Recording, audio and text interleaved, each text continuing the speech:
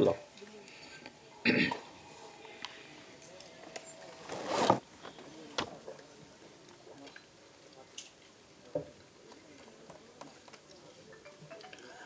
Media நண்பர்கள் அனைவருக்கும் முதலில் என் சார்பாகவும் எங்கள் டீம் சார்பாகவும் மனம் நிறைந்த வணக்கங்களும் நன்றிகளும். நான் பர்சனலாக சொல்லணுன்னா, எனக்கு புலிகேசியில் தொடங்கி இத்தனை படங்களாக என்னுடைய ஒவ்வொரு மொமெண்ட்டையும் என்கரேஜ் பண்ணி என்னை வாழ்த்தி என்னை இவ்வளோ தூரம் கூட்டிகிட்டு வந்தது மீடியா தான். அதனால் முதல்கண் என் மீடியாவிற்கு என்னுடைய மனப்பூர்வமான நன்றிகளையும் வணக்கங்களையும் தெரிவித்துக் கொள்கிறேன். போட் இது என்னென்னா, நான் இவ்வளவு நாள் பண்ணியிருந்த படங்கள் எல்லாமே ஒரு ஃபேண்டசி காமெடி சம்திங் டிஃப்ரெண்ட்டாக அந்த மாதிரி இருக்கும். எனக்கு இதுலேயும் அந்த டின்ஸ் மிஸ் ஆகாமல் ஒரு நல்ல வாய்ப்பு கிடைத்தது. இதில் என்னுடைய Mali and Manvi movie makers producer Thiru Premkumar sir அவரை தான் முதல்ல மீட் பண்ணேன். ஸோ அப்போ அவர்கிட்ட ஒரு ½ அன் ஹவர் இந்த ஸ்டோரி சொன்னேன். ஸோ எனக்கு ரொம்ப மனதில் இருந்த கதை. நான் கொரோனா டயத்தில் கொஞ்சம் கசடதபரை 1.5 இயர்ஸ் முன்னால் ரிலீஸ் ஆச்சு. அந்த சமயத்தில் இதை நான் கொஞ்சம் தீவிரமாக எழுதிட்டு இருந்தேன். ஸோ அப்போ இந்த கதையை சொன்னப்போ அவருக்கு ரொம்ப பிடிச்சிருந்தது. இதோட எமோஷ்னல் பார்ட்டும் சரி, இந்த டிஃப்ரெண்ட்டும் சரி எனக்கு ரொம்ப பிடிச்சிருக்கு. இதை என்கிட்ட சொன்ன மாதிரி அதே மாதிரி எடுத்து கொடுங்கன்னு முதல் நம்பிக்கையோடு என்னை எப்படி சொல்கிறது, ஒரு ஆசீர்வதித்து வாழ்த்தி அந்த இடத்துல தான் இந்த இதோட முதல் புள்ளி தொடங்குச்சு. ஸோ ஈவன் நானுமே இதில் ஒரு ப்ரொடக்ஷனாகவும் உள்ள ஜாயின் பண்ணியிருக்கேன் இந்த இதில். அதுக்கப்புறம் இந்த கதையை சரி ஹீரோவாக யார் பெட்டராக இருக்கும் அப்படிங்கும்போது திரு யோகி பாபு அவர்களோட தான் நான் ஏற்கனவே பேசிகிட்டு இருந்ததும். ஸோ அவரையுமே ஒரு முறை நான் இந்த மாதிரி கதையை சொல்கிறேன்னு அவர்கிட்டையும் ஒரு சின்ன அளவு தான் சொன்னேன். அவருக்கு ரொம்ப பிடிச்சிருந்தது. சார் இதை நாங்கள் கண்டிப்பாக நம்ம பண்ணுவோம், இதுக்கு என்னவோ அதை நீங்கள் ப்ராசஸ் பண்ணேன். ஸோ அதன் பிறகு எல்லாமே கடன் நடந்தது. முக்கியமாக இன்றைக்கி வரல சிலர், பட் அதை தாண்டி இதில் MS பாஸ்கர் சார், அப்புறம் சின்னி சார், கௌரி ஒரு முக்கியமான ஹீரோயினாகவும் ப்ளஸ் ஒரு முக்கியமான அவங்க கேரக்டர் ரொம்ப அழுத்தமானதாக இருக்கும்.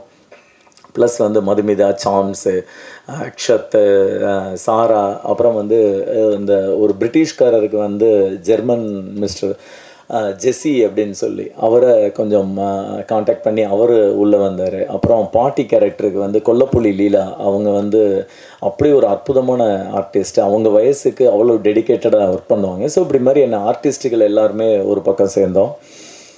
இன்னொரு பக்கம் டெக்னிக்கலி அப்படிங்கும்போது எனக்கு என் நண்பர் மூலமாக SR கதிர் அவர்கள் மூலமாக மாதேஷ் மாணிக்கம் இதில் ஜாயின் பண்ணார்.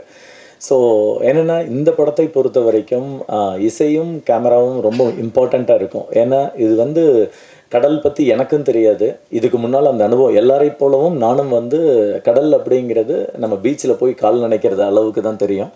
ரொம்ப போச்சுன்னா இன்னொரு 10 அடி உள்ளே போய் குளிச்சிருப்போம், அவ்வளோதான் தெரியும். பட் அதை தாண்டி எனக்கு தெரியாதனால என்னுடைய இதில் என்ன கஷ்டங்கள் வரப்போகுதுன்னு எனக்கு தெரியாது. அதனால என்னுடைய டீம் ஸ்ட்ராங்காக இருக்கணும்னு ஃபீல் பண்ணேன்.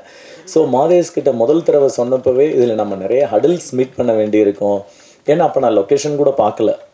ஆனால் கதையை மட்டும் நான் உட்காந்து எழுதிட்டுருக்கேன். ஒரு டேபிளில் கதை எழுதுறது ஈஸி, பட் அதை எக்ஸிக்யூட் பண்ணும்போது அதில் இருக்க சிரமங்கள், அதை நம்ம இந்த கேன்வாஸ்க்கு கொண்டு வர்றதுக்கு வேறு சில மெனக்கிடல்கள் வேணும். அது ரொம்ப கஷ்டம்னு தெரியும். ஆனால் நான் அப்போ அதை யோசிக்கலை. அவங்க 2 பேரும் and art director mister T Santhanam, அவர் இப்போது நம்மிடையே இல்லை, மறைந்து விட்டார்.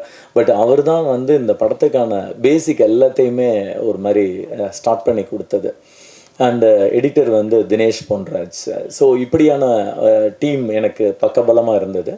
ஸோ அதுக்கு பிறகு ஒரு கட்டத்தில் இந்த கதையை எல்லாத்தையுமே முடித்தால் என்னென்ன கதைப்படி 3 நாள் அந்த போட் உள்ள கடலில் இருக்குது. ஸோ அப்போ காஸ்டியூமுக்கு விலையே இல்லை. எல்லாருக்கும் சிங்கிள் காஸ்டியூம், அதை தான் நாங்கள் 2-3 பண்ணி அதெல்லாமே நஞ்சு தொஞ்சு போச்சு. அந்தளவுக்கு ஆர்டிஸ்டோட கஷ்டம் அவ்வளவு இருக்குது இதில். ஸோ ஒரு கட்டத்தில் ஸ்கிரிப்டை அடாப்ட் பண்ணிவிட்டு இதை கொண்டு போகணுன்னப்போ 1943 இதை பிளேஸை செட் பண்ணியிருந்தோம். ஏன்னா பொதுவாகவே ஹிஸ்ட்ரியில் நம்மளுடைய விஷயங்கள் எல்லாமே மறைக்கப்படுது அப்படிங்கிற ஒரு ஆதங்கம் எனக்கு உண்டு.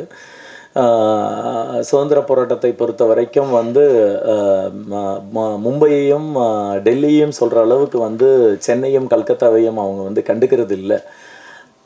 பட் பரவாயில்ல, நம்மளுடைய ஹிஸ்ட்ரியை என்னன்னு பார்ப்போம் அப்படிங்கும்போது, அதுவும் குறிப்பாக வந்து செகண்ட் வேர்ல்டு வார் எடுத்துட்டோம்னா 1943 ஒட்டி நம்ம வந்து அந்த செகண்ட் வேர்ல்டு வாரில் இப்போ ஈவன் எடுத்த இங்கிலீஷ் ஃபிலிம்ஸில் எல்லாமே கூட நான் சொல்கிறது டொரண்டினோவோட ஃபில்ம் ஆகட்டும், எல்லாத்துலேயுமே அங்கங்கே கொடுக்குற ரெஃபரன்ஸில் கூட செகண்ட் வேர்ல்டு வார் பற்றின ஃபிலிம்ஸில் வந்து இந்தியன்ஸே காட்டப்பட மாட்டார்கள். ஆனால் வந்து கிட்டத்தட்ட செகண்ட் வேர்ல்டு வாரில் 25 லட்சம் பேர் இறந்துருக்காங்க அப்படின்றது தான் ஒரு ரியல் தகவல். ஸோ இதெல்லாமே சேர்ந்து எனக்கு அந்த செகண்ட் வேர்ல்டு வாரில் நம்ம ஒரு கண்டென்ட் எடுக்கணும் அப்படிங்கும்போது, அப்போ வந்து சென்னையில் வந்து ஜப்பான் வந்து பாம் போடுறதுக்கான சமயத்தில் அந்த ஒரு 6 மாத காலம் கொடூரமான நரகமாக இருந்தது அப்படிங்கிறத பற்றி நான் என்னுடைய நண்பர்கள் 2 பேர், அவர் ஸ்ரீ கணேஷ் அப்படின்னு லண்டனில் இருக்கார், இன்னொருத்தர் ஜெயராஜன் சொல்லி பெங்களூரில், 3 பேருமா அந்த தகவல்களை எடுக்க ஆரம்பிக்கும் போது அவ்வளவு கிடைச்சது. அதாவது கிட்டத்தட்ட சென்னையை விட்டு ஒரு 5 லட்சம் பேர் வெளியில் போயிடுறாங்க, 70% சென்னையே காலியாக இருக்குது, மீதி இருக்கவங்களும் வந்து அந்த வேர்ல்டு வார் அப்போ வந்து குழியில் பதுங்கிறதுக்கோ அல்லது சிக்னல் வந்தால் என்ன பண்ணணும்லாம் போலீஸ் சொல்லி கொடுக்குறாங்க, எந்த கவர்மெண்ட் ஆஃபீஸும் கிடையாது, அண்ட் வந்து ரேஷன் ஆர் காய்கறி இதெல்லாமே வந்து ஓப்பன் கிரவுண்டில் வச்சு வியாபாரம் பண்ணுற மாதிரியான அந்த அளவுக்கு அதில் வந்து டிஃபிகல்ட்டிஸ் இருந்தது. ஸோ இதெல்லாம் ஒரு மாதிரி அனலைஸ் பண்ணிவிட்டு இதை பண்ணலாம் அப்படிங்கும்போது, அந்த சமயத்தில் இருந்த போட்டு வந்து துடுப்பு போட்டு, அது 80களுக்கு பிறகே நம்ம வந்து துடுப்பு போட்டு கிடையாது. ஸோ அந்த போட்டை வந்து சந்தனம் சார் தான் வந்து க்ரியேட் பண்ணாங்க, எல்லா இடத்துலையும் தேடி கடைசியில் கேரளாவில் வந்து வல்லம் போட்டுன்றது கிடச்சது. அதுவுமே பின்பக்கம் கொஞ்சம் மாடிஃபை பண்ண வேண்டியிருந்தது. அப்புறம் ராமேஸ்வரத்தில் ஒரு போட், இது 2யும் சேர்த்து அந்த போட் வந்து பண்ணோம். என்னென்னா எனக்கு எழுதும்போது நல்லா இருந்தது, அது ஒரு 10 பேர் உள்ளே உட்காந்தாலுன்னு. பட்டு எடுக்கும்போது தான் வந்து என்னை விட ஆர்டிஸ்ட் ரொம்ப கஷ்டப்பட்டாங்க. ஏன்னா நெருக்கி உள்ளே உட்காந்துருவாங்க, அவங்களால அசையக்கூட முடியாது. அதுக்கப்புறம் எந்த இடத்துல ஷூட் பண்ணலாம்னு கடல் தேடி கிட்டத்தட்ட தமிழ்நாடோட எல்லா கரைகளுக்கும் போனோம். ஃபைனலாக வந்து எங்களுக்கு திருச்செந்தூர் பக்கத்தில் உவரி அப்படின்ற இடம் வந்து ரொம்ப மேட்ச் ஆச்சு. ஸோ அந்த இடத்தில் கடைசியாக எங்களுடைய ஷூட்டை வந்து ஸ்டார்ட் பண்ணலான்னு. ஸோ ஷூட்டிங் வந்து நான் முதல்ல டேபிளில் எதிர்பார்த்த மாதிரியே ரொம்ப கஷ்டமாக இருந்தது. அதாவது எங்களுக்கு ஒன்றுமே புரியல. ஏன்னா நம்ம வந்து ஃபாரஸ்ட்டில் ஷூட் பண்ணியிருக்கோம், மவுண்டனில் ஷூட் பண்ணியிருக்கோம், அதெல்லாமே வந்து ஒரு கட்டத்திற்கு பின்னால் செட்டில் ஆயிடுவோம்.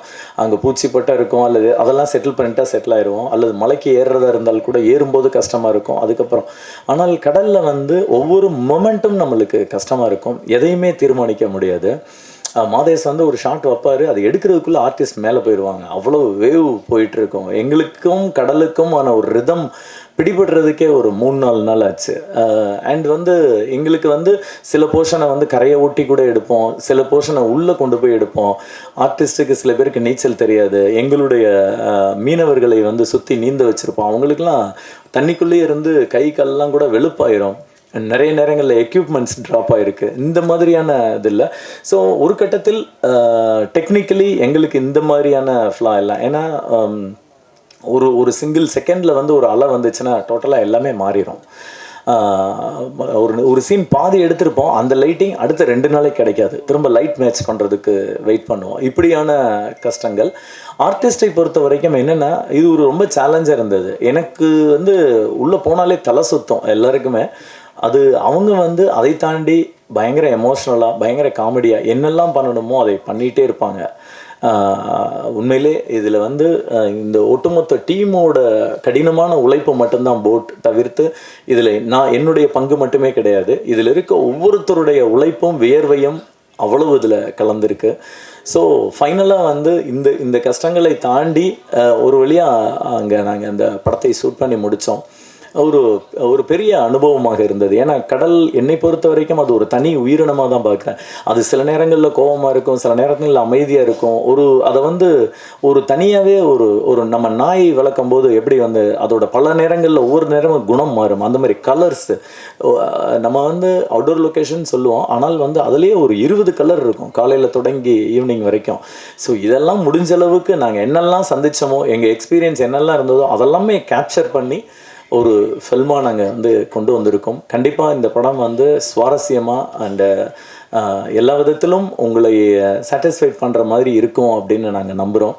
அண்ட் இதில் எங்களுடைய கஷ்டம்ன்றது வந்து என்னென்னா இதில் யார் போய் எடுத்தாலும் கஷ்டம் தான். அதனால் நாங்கள் தான் கஷ்டப்பட்டோம்னு சொல்லலை, கடல்னு போனால் கஷ்டம். பட் இந்த ஒரு ஆப்பர்ச்சுனிட்டி வந்து பிரேம்குமார் சார் மூலமாக எனக்கு கிடைச்சது. அண்டு யோகி பாபு அவர்கள் ஒத்துக்கிட்டு இவ்வளோ ஆர்டிஸ்ட்டுகள், இவ்வளோ டெக்னீஷியன்கள் எல்லாருமா சேர்ந்து பண்ணதில் கிடைச்சது. கண்டிப்பாக இந்த படம் வந்து நீங்கள் தேட்டரில் பார்க்கும்போது உங்களுக்கே தெரியும், உங்கள் எல்லாருக்கும் பிடிக்கும்னு நம்புகிறோம். ஸோ எங்கள் டீமுக்கும் சரி, எங்கள் எல்லாருக்கும் சரி, உங்களுடைய we need your love and support. Thank you so much.